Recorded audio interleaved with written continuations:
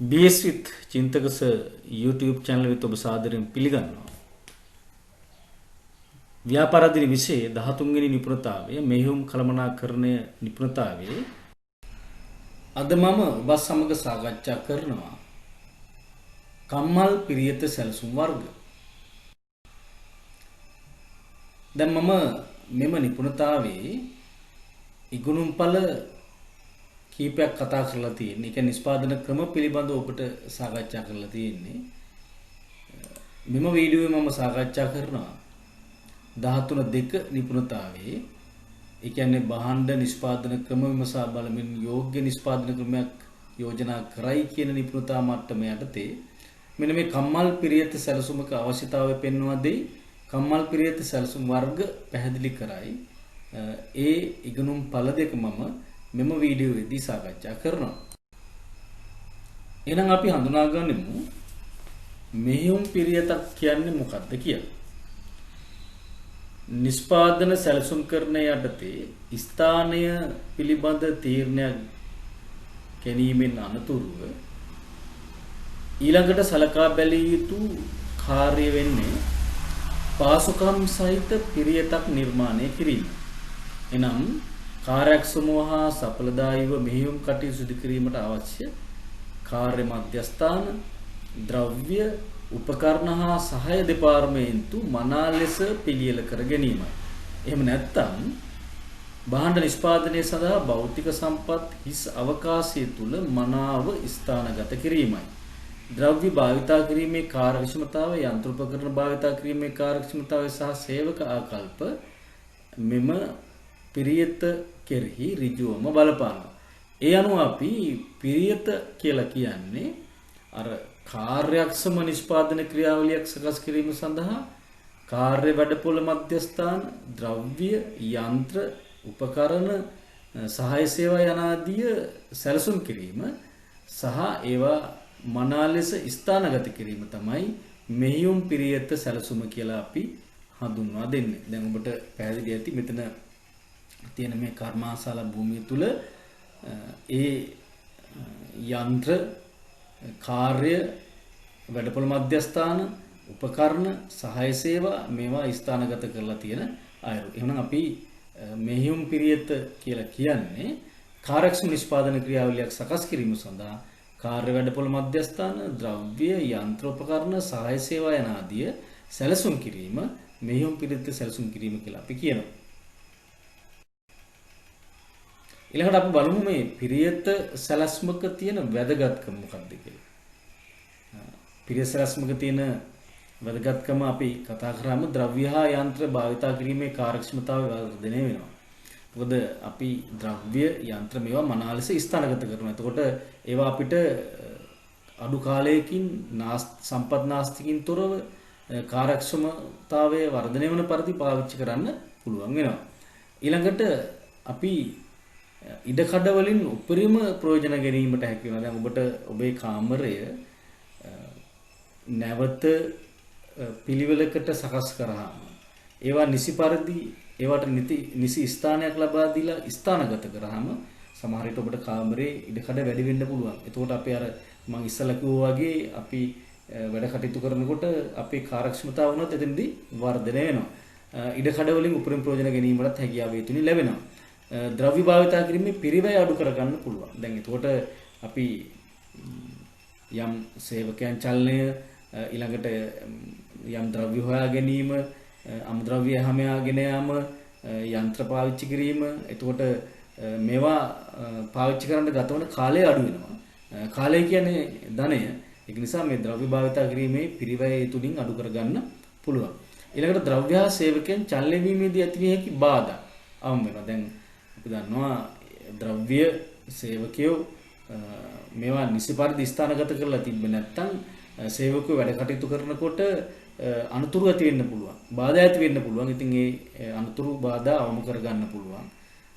ඊළඟට sannivedanaya, සමායෝජනය, සුපරීක්ෂණය පහසුවෙන් කරන්න පුළුවන්. අපි කල්පනාකරන හැඳින්වීම යටතේ කතා කරලා තියෙනවා මේ sannivedanaya කියන්නේ මොකද්ද, සමායෝජනය කියන්නේ මොකද්ද, සුපරීක්ෂණය කියන්නේ මොකද්ද කියන එක. ඒකට අපිට අර sannivedanaya මැනුවල් ලබා දෙන්න පුළුවන් වැඩ ස්ථාන වැඩ කාර්යයන් ඒ කාර්ය ස්ථානවලට සේවකයන්ට සංනිවේදන හොඳින් පවත්වාගෙන යන්න පුළුවන් හොඳ කාර්යක්ෂම පිරිස සැලැස්මක් තුලින් ඊළඟට එක එක අංශවල ඒ අපේ පොදු අරමුණ කරා රැගෙන යාම පහසු වෙනවා. ඒ කියන්නේ සමායෝජනයේ පහසු වෙනවා. සුපරීක්ෂණයේ පහසු වෙනවා. ඒ විතරක් නෙමෙයි දැන් කාර්යක්ෂම වැඩ පොළ භූමියක් තුල එහෙම නැත්නම් ඒ පිරිම සැලැස්මක් තුල වැඩ කරන සේවකයන් හරි කැමති එහෙම පැහැදිලි කාර්යයන් සිදුවන අනුතුරු අවමන තැනක වැඩ කරන්න ඒ තුලින් සේවකයන්ගේ චිත්ත ධෛර්යය වර්ධනය වීමක් සිද්ධ වෙනවා. ඒතකොට මේවා තමයි පිරිස සැලැස්මක තියෙන වැදගත්කම. දැන් පිරිත පහසුකම් සැකසුම ගැන අපි කතා කරනකොට දැන් මම ඉස්සලත් කිව්වා මේ ස්ථානයේ තෝරා ගැනීමෙන් අනතුරුව මෙහෙයුම් කළමනාකරන අවධානය යොමු ප්‍රධාන කාරණයක් වන්නේ පිරිස සැලසුම් සකස් කර ගැනීම. ඒ කියන්නේ කාර්ය මධ්‍යස්ථාන ද්‍රව්‍ය උපකරණ සහාය දෙපාර්තමේන්තු පිළිවෙල කර ගැනීම. මෙහෙයුම් කටයුතු සඳහා අවශ්‍ය අංග සඳහා නිශ්චිත ස්ථාන තෝරා ගැනීමේ ඒ ක්‍රියාවලිය යන්ත්‍ර සූත්‍ර සහ ඒවා හඳුනා ගන්න ඕනේ. ඒ හඳුනාගෙන තමයි මේ පිරිස සැලසුම සකස් කිරීම යුත්තේ. ඊළඟට ද්‍රව්‍ය භාවිතා කිරීමේ කාර්යක්ෂමතාවය, යන්ත්‍රෝපකරණ භාවිතා කිරීමේ කාර්යක්ෂමතාව හා සේවක ආකල්ප කෙරෙහි පිරිත ඍජුවම බලපානවා. හොඳ පිරිස සැලැස්මක් නිසා ද්‍රව්‍ය භාවිතා කිරීමේ පිරිවැය අඩු වෙන මම ඒක කතා කරා ඔබත් එක්ක. ද්‍රව්‍ය හා සේවකයන් චලන වීමදී ඇතිව හැකි බාධා අවවීමක් වෙනවා. මෙහෙයුම් කටයුතු වල නම්‍යතාවයක්. ඒ කියන්නේ මෙහෙයුම් කටයුතු සුමට කරගෙන යන්න පුළුවන්. සුපරීක්ෂණයේ පහසු වෙනවා. ඉඩකඩ වලින් උපරිම ප්‍රයෝජන ගන්න පුළුවන්. අනුතරු අවම වෙනවා. සංනිවේද සමාජයෙන් පහසු වෙනවා. මම මේවා පිරිස සැලැස්ම වැදගත්කම යටතේ ඔබ සමග සාකච්ඡා කරා. ඊළඟට අපි පිරිස සැලසුම් ක්‍රම 4ක් හඳුනා ගන්නවා. දැන් මෙහෙයුම් ක්‍රියාවලියේදී සාමාන්‍යයෙන් පිරිස සැලසුම් ක්‍රම 4ක් අපි හඳුනාගෙන තියෙනවා. පළවෙනි එක තමයි ක්‍රියාවලි පිරිත process layout, දෙවෙනි එක නිෂ්පාදිත පිරිත product layout, තුන්වෙනි එක කුටි පිරිත cellular layout, හතරවෙනි එක ස්ථාවර ස්ථානීය පිරිත. එතකොට මෙවැනි කර්මාශාලා භූමියක් තුල මෙවැනි පිරිත වර්ග 4ක් හඳුනා ගන්න පුළුවන්. එතකොට අපි එහෙම පිරිත සැලැස්මක් සකස් කිරීමේදී මෙවැනි මෙතනින් අපිට පිරිත සැලසුම් වර්ග 4ක් තියෙනවා. හතරෙන් එකක් තෝරා ගන්න පුළුවන් තමන් කර්මාශාලා භූමිය තුල පිරිත සැලැස්මක් සකස් කරනකොට. එතකොට මේ පිරිත සැලැස්මක් සකස් කිරීමට ප්‍රථම මේ හතරෙන් එකක් තෝරා ගැනීමේදී සලකා බලන්න ඕන සාධක තමයි නිෂ්පාදන ක්‍රමය මොකක්ද කියන එක. දැන් අපි කතා කරා නිෂ්පාදන ක්‍රම තුනක්. ඒ තුනෙන් මොන නිෂ්පාදන ක්‍රමයේද අනුගමනය කරන්නේ? ඊළඟට නිෂ්පාදිතයේ ස්වභාවය, නිෂ්පාදන ක්‍රමය, නිෂ්පාදිතයේ ස්වභාවය. නිෂ්පාදිත ස්වභාවය කියලා කියන්නේ මේක භාණ්ඩයක් නිෂ්පාදනය කරන්නේ, සේවයක් නිෂ්පාදනය කරන්නේ. ඒ අනුව තමයි අපි පිරිස සැලැස්මක් තෝරා ගන්න ඕනේ. මොන වගේ භාණ්ඩයක් නිෂ්පාදනය කරන්නේ? නිෂ්පාදිත ප්‍රමාණය එහෙම නැත්නම් ඇනවුම් වල ප්‍රමාණය මත අපි මේ පිරිස සැලසුම් හතරෙන් එකක් තෝරා ගන්න පුළුවන්. ඊළඟට ආයතනයේ ප්‍රාග්ධන ශක්තිය, භූමියේ ඉඩකඩ, පවත්නා යන්ත්‍රෝපකරණ, නීතිමය අවශ්‍යතා, භාවිතා කිරීමට හැකි තාක්ෂණය, සේවක හැකියාවන් හා ලැබියාවන්, යෝග්‍යතාව හා අදාළත්වය, මෙන්න මේ කාරණා සලකා බලලා තමයි මේ පිරිස සැලසුම් ක්‍රම හතරෙන් එකක් තෝරාගන්නේ. පළවෙනි පිරිස සැලසුම් වර්ගය තමයි ක්‍රියාවලි පිරිත. මේකට අපි කාර්යබද්ධ පිරිත කියලා කියනවා.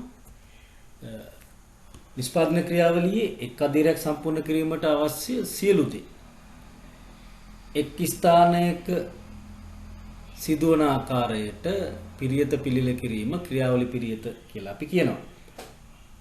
එතකොට දැන් මෙතනදී එක සමාන කාර්ය එක සමාන කාර්යයක නියුක්ත සේවකයෝ එක ස්ථානයක ස්ථානගත කරනවා. නිෂ්පාදන ක්‍රියාවලිය වටා කාර්යයන් ගලා යන ආකාරයට සැලසුම් කරනවා.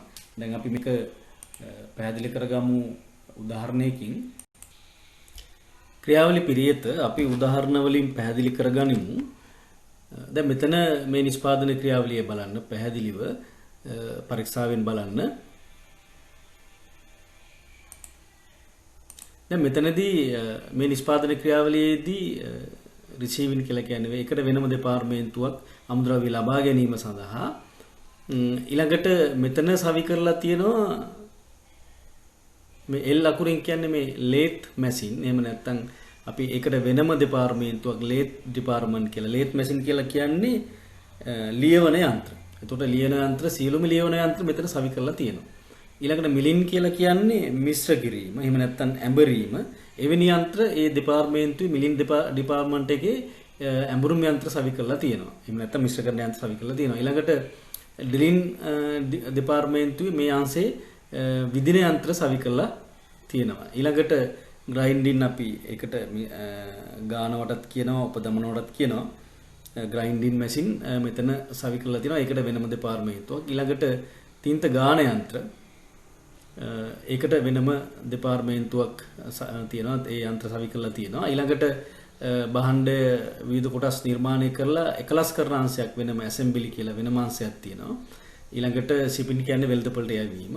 එතකොට මේ විදිහට නිෂ්පාදන ක්‍රියාවලියේ එකාදීරක් සම්පූර්ණ කරන්න අවශ්‍ය සියලු දේ එක ස්ථානයක. ඒ කියන්නේ එක සමාන කාර්ය හා එක සමාන කාර්ය නියුක්ත සේවකයෝ එක ස්ථානයක ඒ කටයුතු කරන්න පුළුවන් විදිහට ස්ථානගත කරලා තියෙන නිෂ්පාදන ක්‍රියාවලියක් තමයි අපි ක්‍රියාවලි පිරියතක් කියලා කියන්නේ. එතකොට ඒකේ නිෂ්පාදන ක්‍රියාවලිය එකාදීරක් සම්පූර්ණ කරන්න අවශ්‍ය සියලු දේවල් එක ස්ථානයක සිදුවන ආකාරයට පිරියත පිළියෙල කරලා තියෙන්නේ. එතකොට දැන් ඔබට පැහැදිලි ඇති මේ නිෂ්පාදන ක්‍රියාවලියේ එක අංශයක ඒ සියලු යන්ත්‍ර සවි කරලා තියෙන විදිහට නිෂ්පාදන ක්‍රියාවලිය සකස් කරලා තියෙනවා. දැන් අපි මේක අපිට තවත් සමීප උදාහරණයකින් ලීබඩු නිෂ්පාදනයක් ගමු. දැන් ලීබඩු නිෂ්පාදනය කරනකොට අපි ඒ කර්මාන්තශාලාවක දැව කඳන් ඉරණ යන්ත්‍ර වලට වෙනම දෙපාර්තමේන්තුවක්. ඊට පස්සේ ලෑලි කපන අර කුඩා කෑලි වලට ලෑලි කපන යන්ත්‍ර එහෙම නැත්නම් සයිස් කරන යන්ත්‍ර වලට වෙනම දෙපාර්තමේන්තුවක්.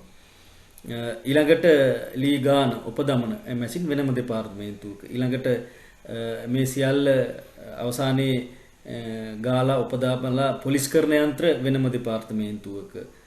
ඊට පස්සේ එකලස් කරන්න වෙනම දෙපාර්තමේන්තුවක්. ඊට පස්සේ අවසාන නිමවුම අපි එකලස් කිරීමෙන් අවසාන නිමවුමක් එනවා. ඒකට ඒ වගේ නිෂ්පාදන ක්‍රියාවලියේ එකාදීරක් සම්පූර්ණ කරගන්න අවශ්‍ය සියලු දේවල් ඒ සියලු යන්ත්‍ර එක ස්ථානයක සහ ඒ සියලු සේවකයෝ එක් ස්ථානයක කටයුතු කරන්න පුළුවන් විදිහට පිරියත සකස් කිරීම තමයි අපි ක්‍රියාවලි පිරියතේදී සිද්ධ වෙන්නේ. අපි මේක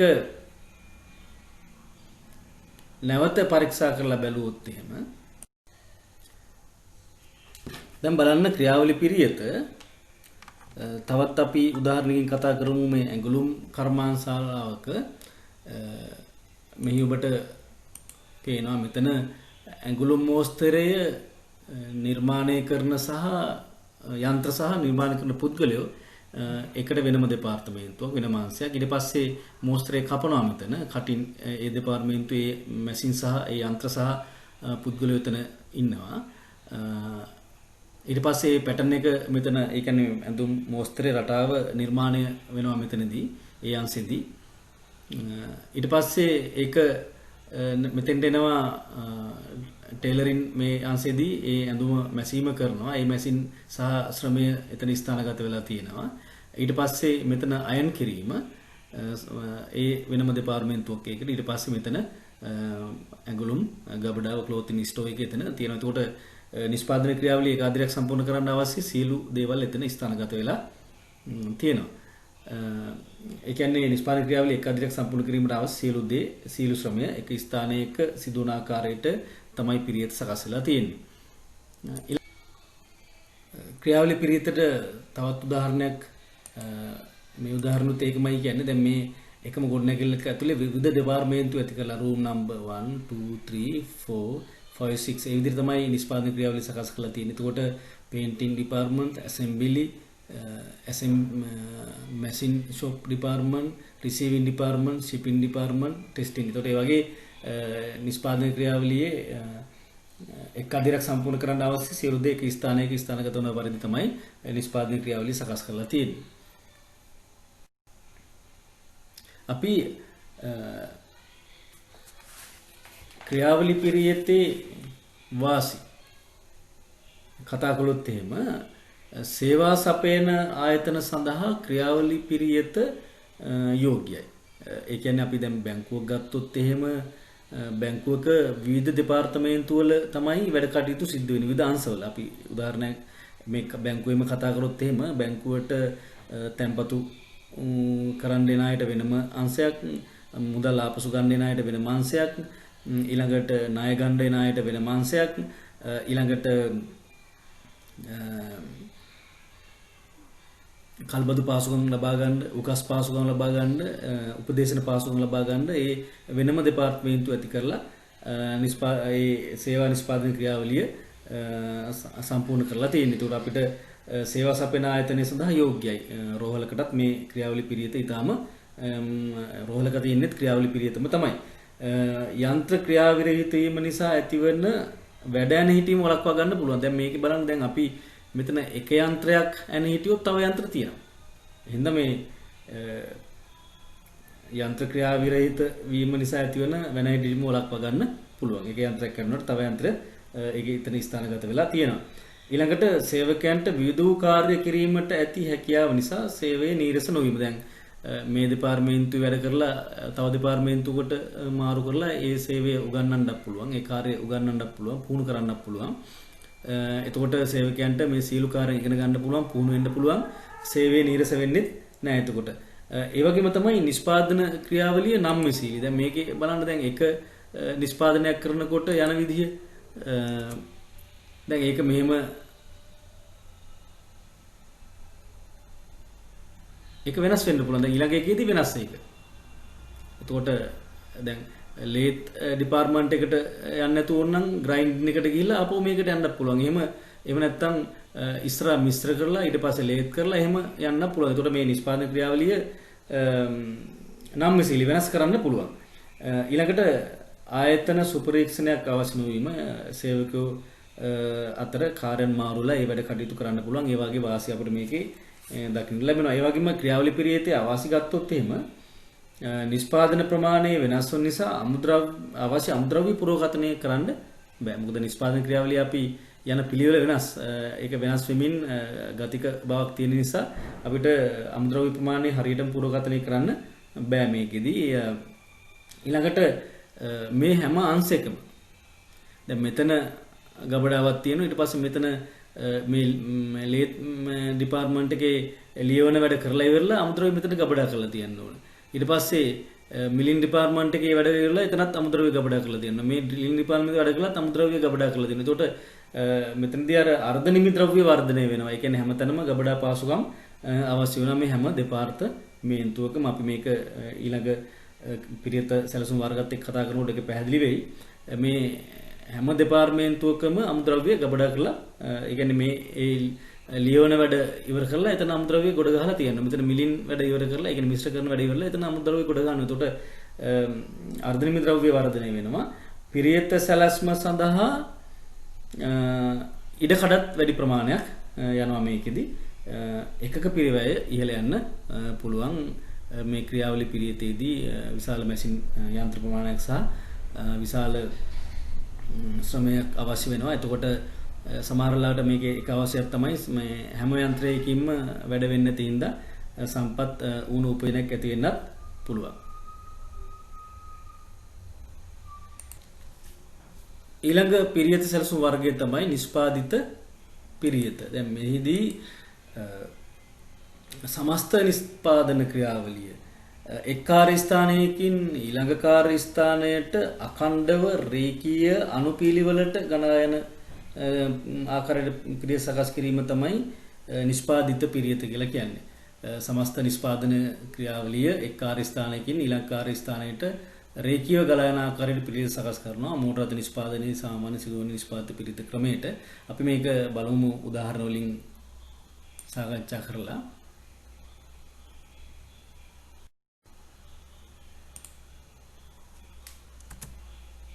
දැන් මේ තියෙන්නේ අඛණ්ඩව රේඛීයව ගලා යන නිෂ්පාදන කියලා. මෙතන ඉන්පුට් ඒ කියන්නේ අමුද්‍ර අපි යෙදුම් මෙතනින් ඇතුළත් කරලා අවුට්පුට් එක අවසානයේ ගන්න එක නිෂ්පාදන ක්‍රියාවලිය අඛණ්ඩව රේඛීයව ගලාගෙන යන්නේ.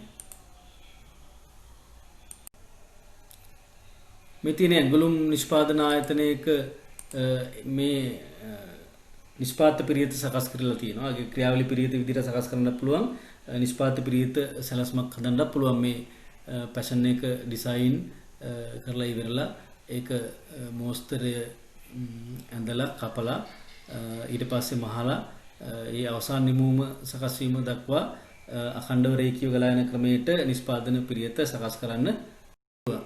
අද මේ ටීවී නිෂ්පාදනය මේ ටීවී චැසි සැකසීම, සර්කිට් පුරු සවි කිරීම, පින්තූර දර්ශනපති සවි කිරීම, ශබ්ද ස්පීකර් සවි කිරීම, කැබිනට්ටු සවි කිරීම, ටීවී නිමාව මේ විදිහට අපිට මේක මෙහෙම අඛණ්ඩව රේඛීය ගලා යන විදිහට නිෂ්පාදන ක්‍රියාවලිය සකස් කරන්න පුළුවන්. එතකොට මේ නිෂ්පාද්‍ය පිරියත සැලැස්මේ වාසි තමයි කෙටි කාලයක් තුළ ඉහළ නිමවුමක් ලබා ගන්න පුළුවන්. නිෂ්පාදන කටයුතු සැලසුම් කිරීම, සංවිධානය කිරීම, මෙහෙයුම පාලනය පහසුයි. නිෂ්පාදනයේදී ඇතිවන ප්‍රමාද වීම අඩු වෙනවා. මොකද අපි යෙදුම් භාවිත කරලා අවුට්පුට් එක අඛණ්ඩව රේඛීය ගලා යන විදිහට සකස් වෙන හින්දා නිෂ්පාදන ක්‍රියාවලියේදී පවතින ආකෘති පත්‍ර වාර්තා තබා ගැනීම අඩු වෙනවා. මොකද දැන් ඔබ දැක්කා ක්‍රියාවලි පිරියතේදී හැම දෙපාර්තමේන්තුවකම වාර්තා තබා ගැනීම, ගබඩා කිරීම, ආකෘති පත්‍ර පිරීම කරන්න වෙනවා. නමුත් මේකෙදි අඛණ්ඩව රේඛීය ගලා යන හින්දා එවැනි දේවල් කරන්න අවශ්‍යතාවයක් නැහැ. නිෂ්පාදනය සඳහා වැය වෙන කාලය අඩු කරගන්න පුළුවන්. පිරියත් සඳහා අවශ්‍ය කරන ඉඩ ප්‍රමාණය අඩු කරගන්න පුළුවන්. මහ පරිමාණ නිෂ්පාදනයට ඉතාම සුසු නිෂ්පාදිත පිරියත සේවකයන් පුහුණු කරන්නත් පහසුයි. දැන් මේ ක්‍රමයක අපි අවාසි ගත්තොත් එහෙම අර සේවකයන් එකම කාර්යයක නිරත වීම නිසා සේවය නීරස වෙනවා. පිරියත් සැලැස්ම වෙනස් කරන්න බෑ. නම්‍යශීලීභාවය ඉතාම අඩුයි. මොකද ඒක අඛණ්ඩව රේඛීය ගලා යන විදිහට සකස් කරලා තින්නේ. ඒ මැෂින් වෙනස් කරන්න බෑ. ඒ ක්‍රියාවලිය ස්වයංක්‍රීයව අඛණ්ඩව ගලා යන හින්දා එක් සේවක කණ්ඩායමක් නොපෙනීහොත් පැමිණෙන්නේ නැත්නම් පද්ධති බිඳවැටීමේ අවදානමක් තියෙනවා. යන්ත්‍ර ක්‍රියාවලිය තුලින් මගින් සමස්ත නිෂ්පාදන ක්‍රියාවලිය දැන් අර අපි ක්‍රියාවලිය පිරියදීදී එක යන්ත්‍රයක් කරනොත් තව යන්ත්‍ර තියෙනවා. මේකේ එහෙම නෙමෙයි සකස් කරලා තියෙන අඛණ්ඩව රේඛීය ගලා යන විදිහට එක යන්ත්‍රයක් අක්‍රිය වුණොත් සමස්ත නිෂ්පාදනය බිඳවැටෙනවා. ඇතැම් යන්ත්‍ර උපකරණ වුණ අපි වැඩ කළේ නැත්නම් යන්ත්‍ර නිකුර්ණේ තියෙන්නේ සියලුම යන්ත්‍ර ඇතැම් යන්ත්‍ර උපකරණ වුණ උපයෝජනයක් ඇති වෙනවා. ඒක නිසා නිෂ්පාදන ප්‍රමාණය අඩු වුවොත් නිෂ්පාදන පිරිවැය ඉහළ යනවා. යන්ත්‍ර සඳහා ආයෝජනය කර ඇති ප්‍රාග්ධනය ඉහළයි. විශාල ප්‍රාග්ධනයක් මේකට ආදේශනය කරන්න වෙනවා. ඊළඟට අපි කතා කරන්නේ කුටි පිරියත ගැන. දැන් මෙහි නිෂ්පාදන ක්‍රියාවලියේදී එක සමාන යන්ත්‍ර හා විෂම යන්ත්‍ර වෙන වෙනම කුටි වේල සවි කර නිෂ්පාදන කටයුතු ගලා යන ආකාරය සිදු කිරීම ඒ පිරියත් සැලැස්ම අපි කියන්නේ කුටි පිරියත කියලා. විශේෂයෙන්ම අපිට ඇඟලුම් කර්මාන්තශාලාවකත් මේ පිරියත් සැලැස්ම සකස් කරන්න පුළුවන්. දැන් අපි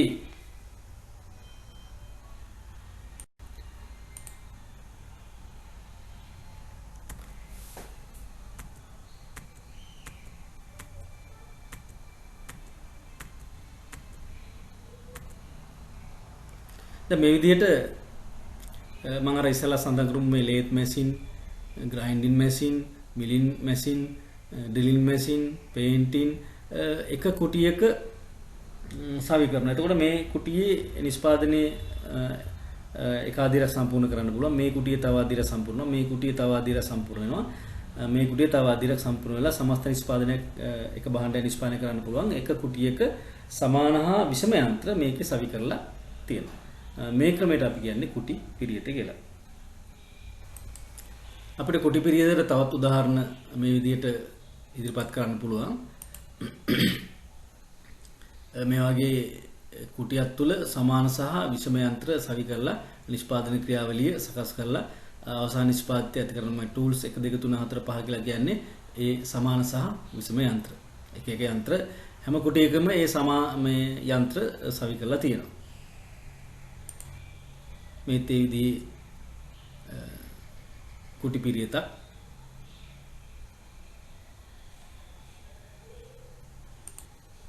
මේ තවත් කුටි පිරියතකට අපිට උදාහරණ ගන්න පුළුවන්.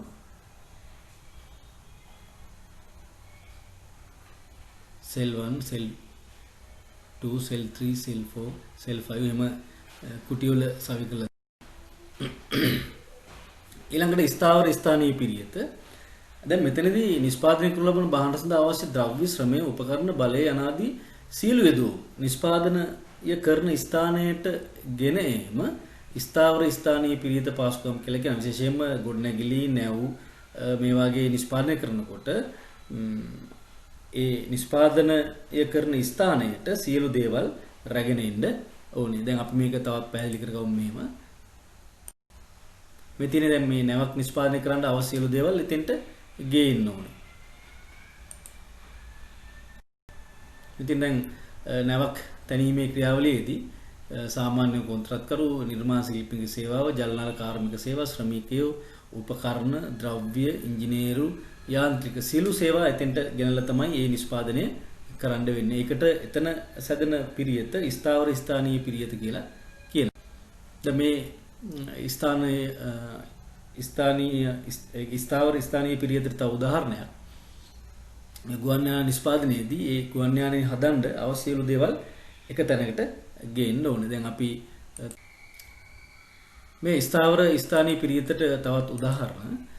දැන් මෙතන ගොඩනැගිල්ලක් හදන්න අවශ්‍ය සියලු දේවල් මෙතෙන්ට ගෙනල්ලා තියෙනවා. එතකොට ගොඩනැගිල්ල හදලා ඉවරලා ඉතිරි ද්‍රව්‍ය ආපහු යන්න පුළුවන්. ක්‍රීඩා පිට්ටනියක් සැකසීමේදී අවශ්‍ය සියලු දේවල් එතෙන්ට ගේන්න ඕන. ගෙනල්ලා ඉවරලා ක්‍රීඩා පිට්ටනිය අතර තියලා ඉතිරි ද්‍රව්‍ය අරගෙන යනවා, යන්ත්‍ර අරගෙන යනවා. ඊළඟට පාලමක් හදන්න. ඒ වගේ ව්‍යාපෘතියක් කරන්න අවශ්‍ය සියලු දේවල් එතෙන්ට ගේන්න ඕනේ. අවසානයේ පාලම එතන සකස් කරලා ඉතිරි ද්‍රව්‍ය අරන් යනවා. එතන ස්ථාවර ස්ථානීය පිරියතක්. දැන් ස්ථාවර ස්ථානීය පිරියත සැලැස්මක වාසිය අපි කතා කරොත් එහෙම එහා මෙහා ගෙන යා නොහැකි නිෂ්පාදිත සඳහා යෝග්‍ය වෙනවා. ස්ථාවර පිරිවැය අඩු වෙනවා. මොකද නිෂ්පාදනය ස්ථාවර පිරිවැය කියලා කියන්නේ නිෂ්පාදනය කළත් නොකළත් දරන්න වෙන පිරිවැය. ඒක අඩු වෙනවා. ඊළඟට සේවකයන් කාර්ය අතර පහසුවෙන් මාරු කරන්න පුළුවන්. ස්ථාවර ස්ථානීය පිරියත සැලැස්මක අවාසි ගත්තොත් එහෙම නිෂ්පාදන ඒකක පිරිවැය ඉතා ඉහළ අගයක් ගන්නවා. නිෂ්පාදන වක්‍රය දිගු නිසා තොගවල ආයෝජනය ඉහළ යනවා. මොකද අපි තොග රැස් කර තබා ගන්න වෙනවා. ඒ අවශ්‍ය දේවල් එතෙන්ට ගෙනල්ලා තමයි හදන්න වෙන්නේ. ඉතින් නිෂ්පාදන කාලය දිගු නිසා තොගවල ආයෝජනය ඉහළ යනවා. තොග විශාල වශයෙන් රැස් කළා තමයි එතන ගෙනල්ලා හදන්න වෙන්නේ. නිෂ්පාදන පිරිවැය නිශ්චල ලෙස අයවැය ගත කිරීම අපහසුයි. ව්‍යාපාර පරිසර වෙනස් දැන් අපි පාලමක් හදන්න, මහා මාර්ගයක් හදන්න අවශ්‍ය ද්‍රව්‍ය එතෙන්ට ගෙනාවාම සමහර විට කාලගුණික දේශගුණික හේතු මත නැත්නම් වෙනත් හේතු මත යම් ද්‍රව්‍ය අපතේ යෑම නිෂ්පාදන ක්‍රියාවලිය ක්‍රියාත්මක කරන්න නොහැකි වීම නිසා පරිසරය ඇති වෙනස් වීම නිසා අපිට හරියට ඇස්තමේන්තු කරන්න බෑ මෙච්චර විදමක් යනවා කියලා.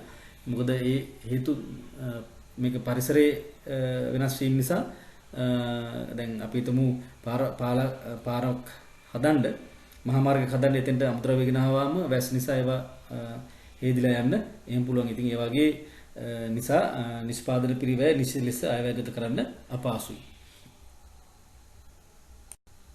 එමනම් අපි කම්මල් පිරියත සැලසුම් වර්ග සාකච්ඡා කරලා මෙතනින් අවසන් කරනවා.